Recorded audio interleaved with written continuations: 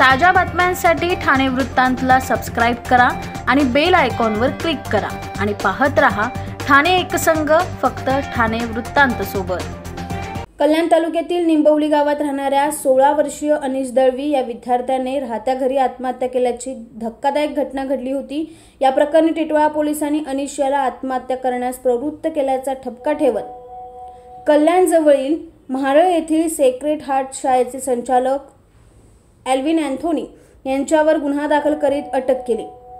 Alvin Anthony याला आज कल्याण न्यायालयात हजर केले असता न्यायालयाने त्यांना 4 दिवसाची पोलीस कोठडी सुनावली आहे। यावेळी कल्याण न्यायालयात मोठ्या प्रमाणात पोलीस बंदोबस्त होता। न्यायालयाच्या आवारात मयत अनिश दळवी यांच्या कुटुंबियांनी नातेवाईकांनी एल्विन अँथोनी यांना कठोर शिक्षा व्हावी अशी मागणी केली। सोशल मीडियावर अनिशने आपल्या मित्रांसोबत एका विद्यार्थिनी संदर्भात पोस्ट केली। शाळा प्रशासनाने पोस्ट टाकणाऱ्या विद्यार्थ्यासह अनिशला बोलावून बेदम मारहाण करत तुमचे लिव्हिंग सर्टिफिकेट तुमच्या घरी येईल अशी ताकीद देत घरी पाठवले। याचाच धसका घेत अनिशने आत्महत्या केल्याचा आरोप त्यांच्या नातेवाईकांनी केला आहे। या प्रकरणात टिटवाळा पोलिसांनी तपास सुरू केला। टिटवाळा पोलिसांनी या प्रकरणात शाळेचे संचालक एल्विन अँथोनी यांच्यावर गुन्हा दाखल करत त्यांना अटक केली आहे।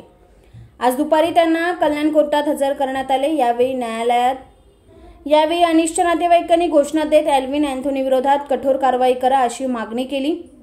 तसेच कल्याण न्यायालयात मोठ्या प्रमाणात पोलीस बंदोबस्त देखील तैनात करण्यात आला होता। एल्विन अँथोनी याला न्यायालयाने 4 दिवसाची पोलीस कोठडी सुनावली आहे।